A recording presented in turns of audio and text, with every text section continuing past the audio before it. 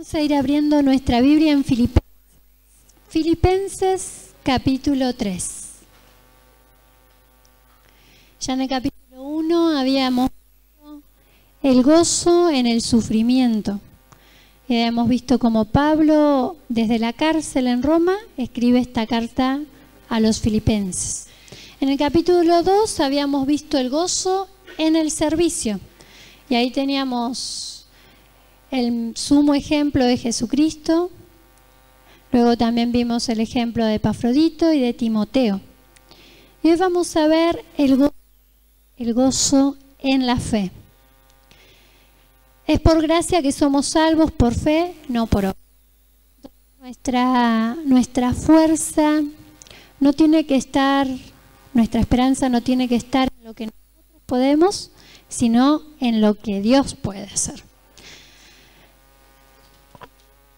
No tenemos confianza en la carne. En el versículo 1 del capítulo 3 dice: por lo demás, hermanos, gozaos en el Señor. A mí no me es molesto el escribiros las mismas cosas, y para vosotros es seguro. Por lo demás es en cuanto al resto. Ya les vine hablando estas cosas, el gozo en la fe, voy a hablar ahora. El resto lo dejamos de lado, es común decir así. Estoy convencido de que nada me podrá separar del amor de Dios, ni lo alto, ni lo profundo, ni la vida, ni la muerte, nada. Nada nos puede separar del amor de Dios que es en Cristo Jesús. Por eso el gozo permanece. Aquí también establece Pablo la necesidad de repetir, porque él dice: a mí no me es molesto escribiros las mismas cosas. Él había estado escribiendo cartas. Desde el año 48 después de Cristo hasta el 64 estuvo escribiendo cartas. Y se conocen 13. Y en alguna también habrá hablado de esto. Y él lo repetía, pero no le molestaba repetir las cosas, porque las verdades fundamentales de la Biblia es necesario que las repitamos. Es necesario que las repitamos y que las repitamos y que nos queden, porque siempre hay alguien nuevo y que de a poquito vamos entendiendo todo el panorama. A todos nos falta mucho por aprender, por conocer, a todos. Y siempre vamos a seguir aprendiendo, pero las verdades fundamentales es importante repetirlas. Dice, aquí también Pablo establece la necesidad de repetición. No nos cansamos, nosotros como personas no nos cansamos de los alimentos básicos para la vida. Todos los días, ¿qué hacemos? Comemos, tomamos agua. Lo mismo tiene que pasar con la palabra de Dios. Todos los días necesitamos alimentarnos de su palabra. Todos los días, sin cansarnos. Y en el versículo 2 es como que cambia un poquito el tono, cambia la advertencia. Porque dice, venía hablando en el 1, hermanos, gozaos en el Señor, a mí no me es molesto el escribiros las mismas cosas y para vosotros es seguro. Y en el 2 de repente dice, guardaos de los perros, guardaos de los malos obreros, guardaos de los mutiladores del cuerpo. Empieza una advertencia.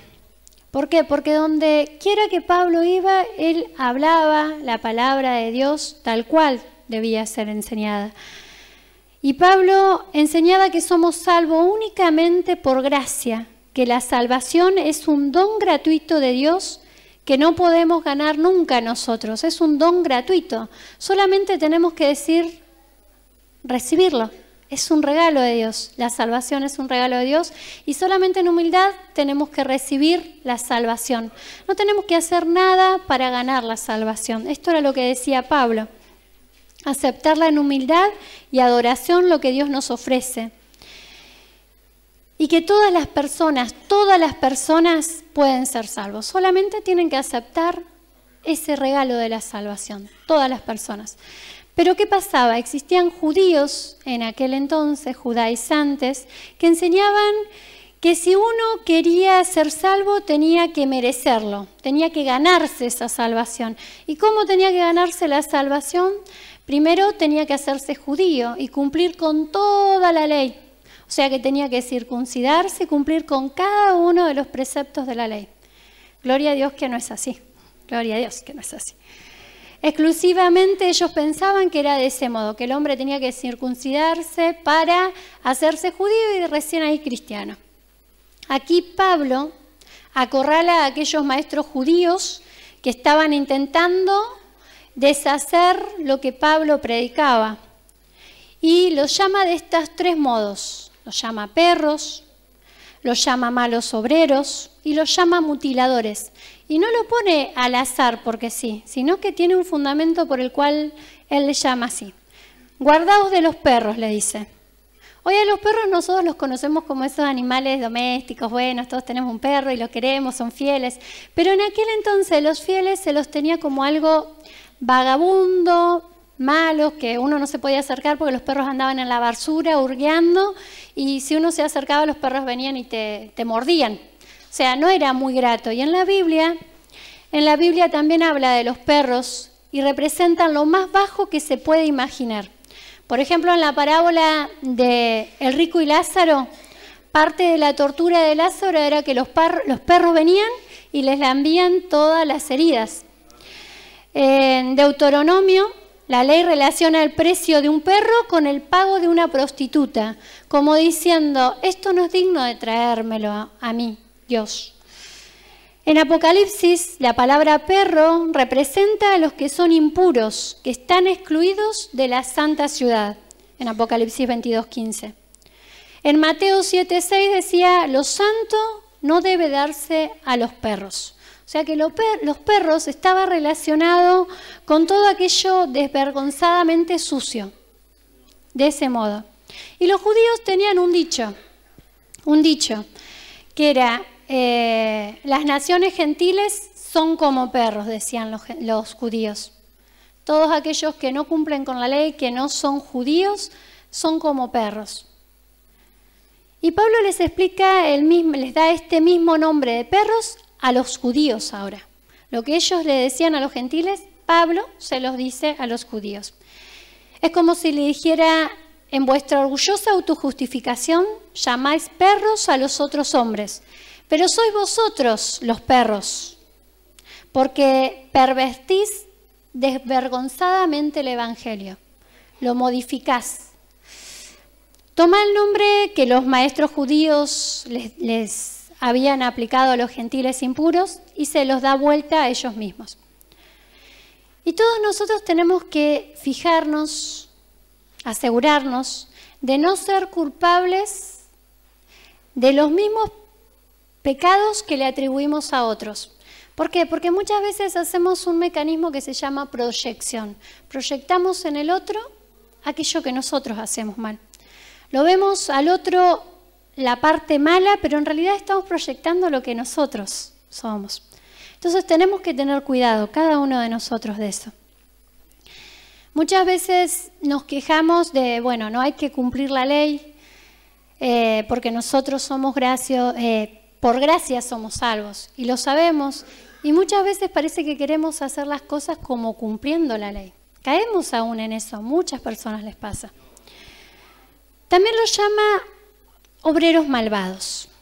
Obreros malvados, realizadores de malas acciones. Los judíos estaban convencidos, seguros, de que ellos eran obradores de justicia. Ellos decían, nosotros cumplimos la ley, entonces somos justos. Pero Pablo estaba seguro de que la única clase de justicia que existe viene de rendirnos sin condiciones a nuestro Dios. Esa es la única clase de justicia, el rendirnos a nuestro Señor. Porque en Romanos 5 dice, justificados pues por la fe tenemos paz para con Dios, por medio de nuestro Señor Jesucristo. Estas enseñanzas que enseñaban estos judaizantes, estos judíos, hacían que la gente en vez de acercarse a Cristo, se apartara. Y muchas veces nosotros, sin querer, a veces caemos en esto, en querer ponerle cargas a la persona. Tenés que venir a la iglesia, pero tenés que hacer esto. No tenemos que poner cargas, porque si no estamos siendo igual que estos malos obreros. Estamos siendo igual que estos perros, porque por gracia somos salvos. No por ninguna acción extra, solamente por gracia, por medio de la fe en Jesucristo. Que el Señor nos ayude para que cada vez que invitemos a alguien a la iglesia, tengamos claro de que no es ninguna cosa lo que tiene que cumplir, simplemente aceptar al Señor y el Espíritu Santo hace la obra. Por último, lo llama la secta de los mutiladores. Mutiladores es que arrancan, que cortan el cuerpo. ¿Qué quería Pablo resaltar? Según la creencia judía, la circuncisión se instituyó en Israel como una señal y símbolo de que era el pueblo con el que Dios había entrado en una relación especial. Es por eso que le había dado esta señal a Abraham de que se debían circuncidar. En Génesis 17, 9 al 10. Cuando Dios hizo un pacto especial con Abraham, estableció esta circuncisión como una señal eterna. Ahora bien, la circuncisión no era más que un signo en la carne, es más que un signo en la carne, perdón. Algo que se debe hacer espiritualmente. Y ya lo habían mostrado esto maestros, profetas. Incluso lo vemos en el libro de Levítico. Dice que los corazones incircuncisos de Israel deben ser humillados para aceptar el castigo de Dios. También la exhortación del autor de Deuteronomio es: circuncidad pues el prepucio de vuestro corazón, y no endurezcáis más vuestra cerviz. O sea que la circuncisión no era simplemente una señal en la carne, sino que debía ser una señal hecha en el corazón. Dice que el Señor le circuncidará el corazón para hacer que le amen, en Deuteronomio 36. En Jeremías habla del oído incircunciso, ese oído que no quiere hablar de la palabra del Señor. Incluso en Éxodo habíamos visto de los labios incircuncisos, cuando Moisés decía: pero yo soy tonto para hablar, tardo, no me lo puedo expresar. Pablo quiere decir: si no tenés nada que mostrar más que la circuncisión de la carne, no sois circuncidados de verdad. No estáis más que mutilados. Ahí Pablo lo que habla es, dice, todos aquellos que son circuncidados simplemente en la carne, pero que no hay un corazón circuncidado, son mutilados, no circuncidados. Los verdaderos circuncidados es la devoción del corazón, de la mente y de la vida a Dios. Una vida rendida a Dios es una vida circuncidada. Esto decía Pablo, aquellos que decían: no, hay que cumplir la ley, hay que sí o sí circuncidarse y después ser judío. Por tanto, dice Pablo, con los cristianos, los que están circuncidados, son los cristianos los que están circuncidados de veras. Están circuncidados no con una marca exterior en la carne, sino con una circuncisión interior. ¿Cuáles son las señales de esa circuncisión verdadera? Esas son las señales que vemos en el versículo 2. Al final, en el 3, dice: porque nosotros somos la circuncisión, los que en espíritu servimos a Dios y nos gloriamos en Cristo Jesús, no teniendo confianza en la carne. O sea que las señales, una de las señales es: adoramos en el Espíritu de Dios. Una persona circuncidada espiritualmente adora en el Espíritu de Dios. ¿Por qué? Porque el Espíritu de Dios mora en nuestros corazones.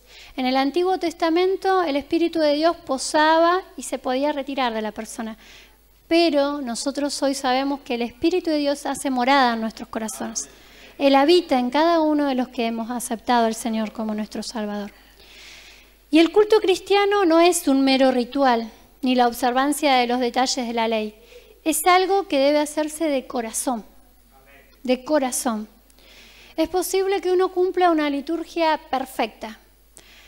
Vengo, oro, se pasa la ofrenda en el momento que tiene que pasar, se ora todo, en modo de ritual. Pero no sirve si nuestro corazón no está circuncidado. Un coro nosotros podemos predicar o podemos coordinar con un corazón lleno de odio y de rencor. Y muchas veces se hace, faltando el temor. Eso no debe pasar. ¿Por qué? Porque nosotros somos pueblo de Dios, real sacerdocio, escogido por Él, y necesitamos servirle con un corazón circuncidado. El verdadero cristiano da culto a Dios, no con fórmulas y normas externas, sino con la verdadera devoción y la sinceridad real de su corazón. Porque Dios mira el corazón, no mira cómo hacemos las cosas, sino que Él ve con qué intención lo hacemos. Él lo ve, el resto puede mirarnos mal, pero Dios sabe la verdad. Gloria a Dios por eso. Dice la otra señal, la segunda señal, y nos gloriamos en Cristo Jesús. Solo estamos orgullosos de Cristo, no de lo que nosotros podemos hacer. El verdadero cristiano, aquel que está circuncidado en el espíritu, circuncidado espiritualmente, se gloría en el Señor. No en lo que pueda hacer con sus fuerzas, con su potencial, no, porque reconoce que todo es el Señor haciéndolo. El cristiano no se jacta de nada que haya hecho por sí mismo, sino solo de lo que Cristo ha hecho por él. De lo único que puede presumir es de ser una persona comprada por la sangre de Cristo. De eso es lo único que podemos presumir nosotros, de que Cristo murió por nosotros. Entonces tenemos un valor alto. Cristo murió por nosotros, su sangre fue derramada. Esto es lo que Pablo quería decir con su famosa proclama. Lejos esté de mí gloriarme en otra cosa que no sea la cruz de nuestro Señor Jesucristo. Lejos esté de cada uno de nosotros decir porque yo lo hice, sino que es el Señor. Siempre es el Señor en nosotros. Apartados de Él nada podemos hacer. El Señor nos ayude para no caer en el orgullo, para no caer en esa vanagloria, en esas vanidades que muchas veces, porque somos humanos, caemos, porque somos personas.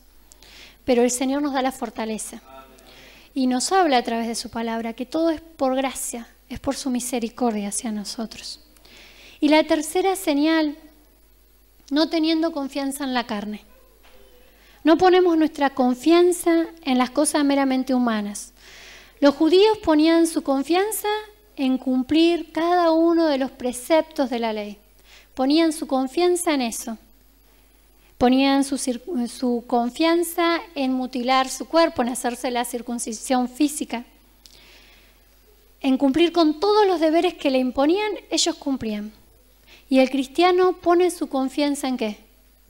En Jesucristo. Nuestra confianza está puesta en Jesucristo, en su misericordia y en el amor que Él tiene para con cada uno de nosotros.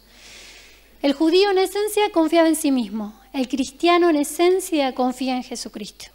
Ese es el verdadero cristiano. La verdadera circuncisión no es una marca en la carne. Es ese culto verdadero, esa gloria real y esa confianza en la gracia de Dios en Jesucristo. En la gracia de Dios en Jesucristo. Luego Pablo empieza a hablar de los privilegios en el versículo 4 al 7. En el 4 dice, aunque yo tengo también de qué confiar en la carne, si alguno tiene de qué confiar en la carne, yo más. Seguramente estos que lo agraviaban a Pablo le decían, pero si vos sos cristiano no sabes nada de qué es ser judío. Y Pablo tenía mucho conocimiento de qué es ser judío. Entonces va a sacar todo su currículum.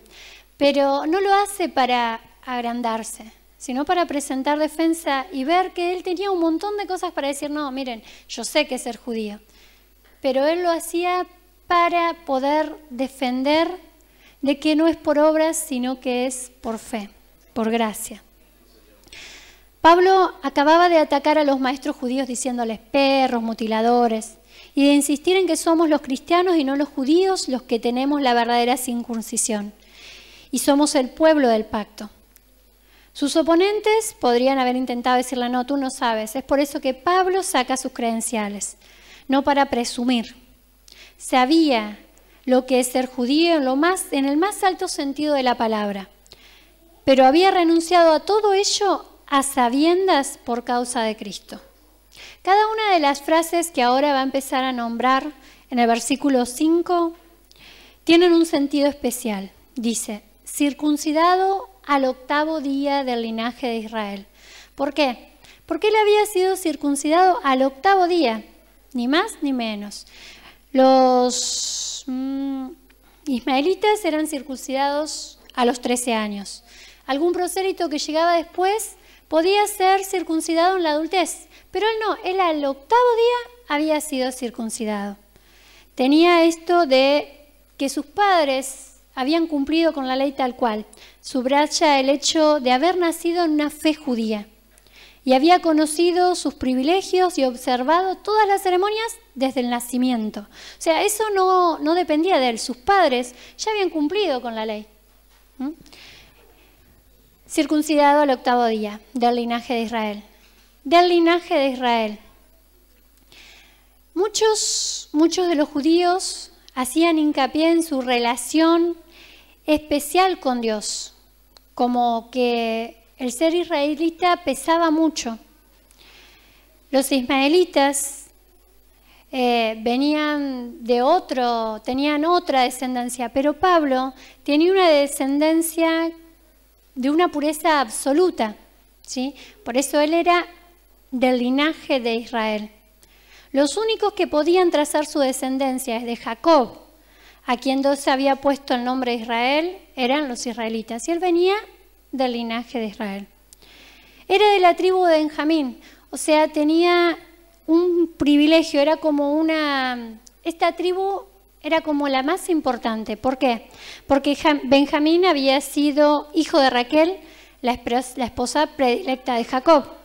También porque de la tribu de Benjamín procedió el primer rey de Israel, Saúl. Y él era de esta tribu, de la tribu de Benjamín. A una de las tribus más aristocráticas pertenecía Pablo. O sea que él tenía de qué jactarse. Era como que con esto les callaba la boca a todos los que le decían, pero vos, ¿de qué estás hablando? No, él sabía de qué estaba hablando. Tenía muchos logros. Logros que los había heredado de sus padres, pero también logros de su fe judía. Cuando empieza a decir hebreo de hebreos, ese era un logro que él había tenido.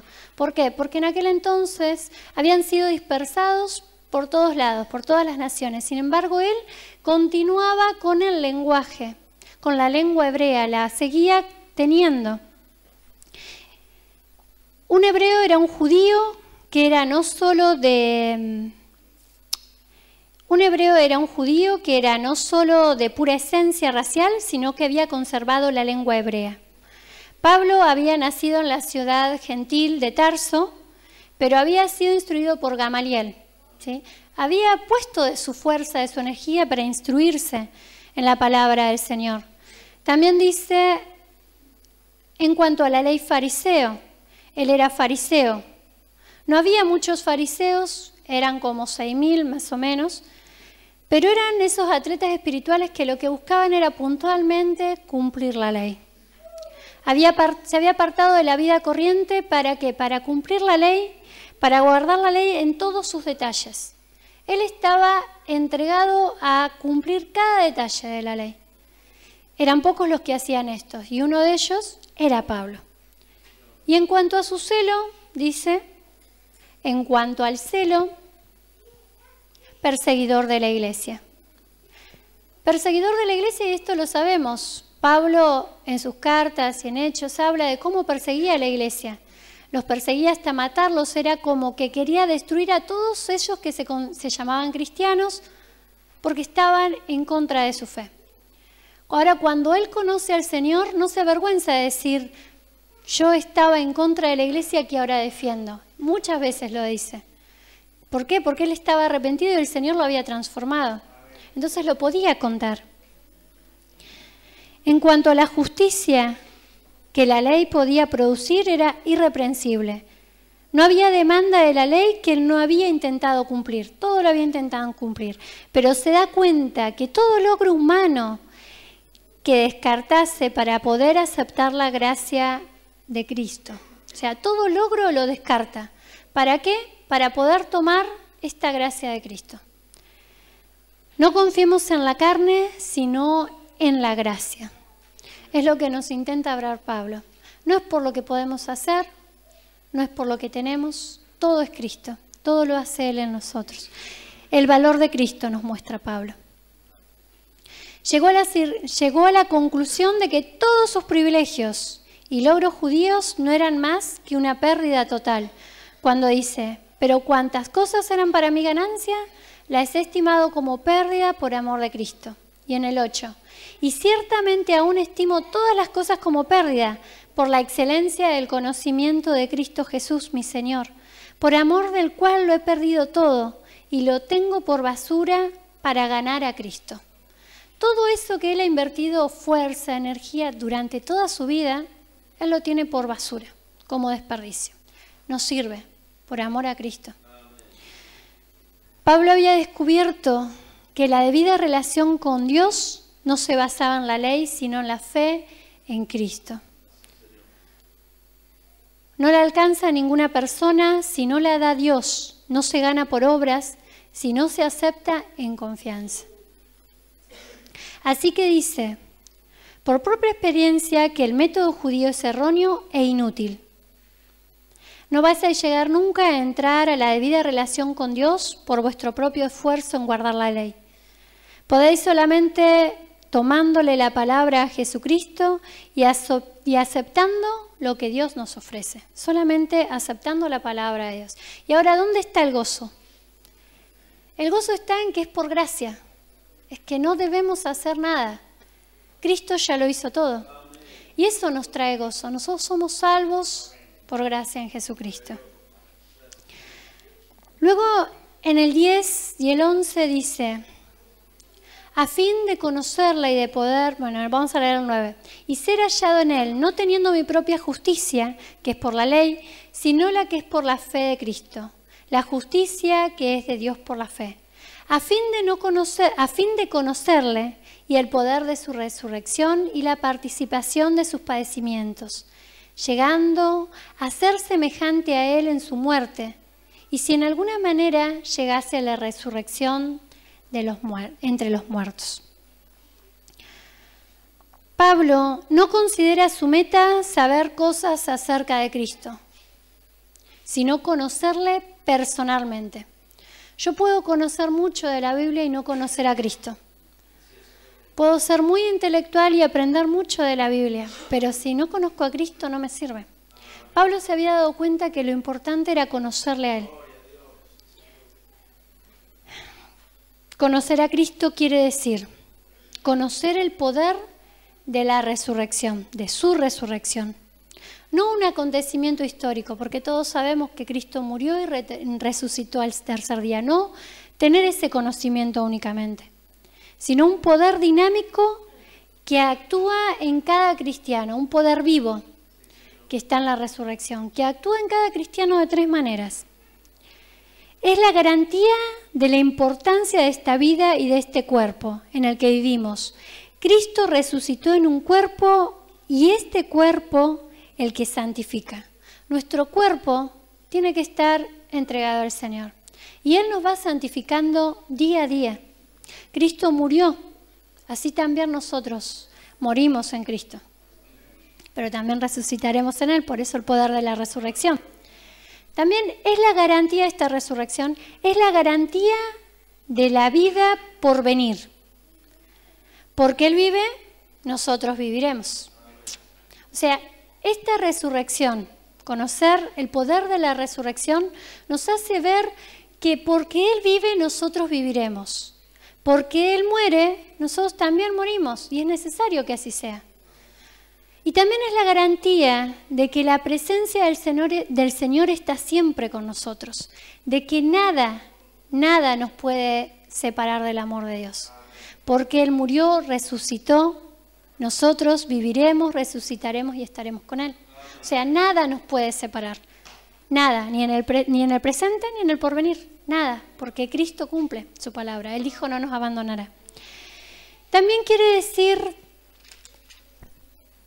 ¿Qué quiere decir conocer a Cristo? Entonces quiere decir conocer el poder de su resurrección. Y también quiere decir conocer la participación de sus sufrimientos. Cuando nosotros sufrimos, pero por la obra de Cristo, es una bendición. Porque estamos padeciendo juntamente con Cristo. Y Pablo se gozaba en eso, en poder padecer. Así como Cristo había padecido, Él también poder padecer. Entonces nosotros... Cuando estemos pasando por una situación complicada o porque alguien nos medio como que nos deja de lado, pero es por la obra de Cristo, gocémonos, porque estamos padeciendo juntamente con Cristo. El sufrir por la fe no es un castigo, sino un privilegio, porque así participamos de la obra del mismo Cristo. Quiere decir también estar ahí unidos a Cristo, que día a día vamos participando más y más de su muerte para finalmente participar de su resurrección. Cada día vamos muriendo y cada día estamos más cerca. El conocer a Cristo quiere decir compartir con Él su camino, compartir la cruz que Él llevó, compartir su muerte y finalmente participaremos de la vida junto a Él para siempre. Y conocer a Cristo no es ser experto en ningún conocimiento teológico, es conocerle con tan intimidad que al final estamos tan unidos con Él como lo estamos con los que amamos aquí. Vieron que cuando nosotros estamos acá con una persona que amamos, queremos que esté bien, y si la persona sufre, nosotros sufrimos, y si la otra persona está bien, nosotros también estamos bien. Eso también es conocer a Cristo, estar tan unidos que sentir lo que Él sintió, vivir lo que Él vive en nosotros, cada día. Y que de la misma manera que participamos de experiencias con los que amamos, así participamos de las experiencias de nuestro Señor Jesucristo. Entonces, estos versículos de la Biblia de Filipenses nos llevan a que no tenemos que tener confianza en la carne, sino confianza en nuestro Señor Jesucristo. Confianza en que no es cumpliendo la ley, sino que es por gracia y simplemente recibir el regalo.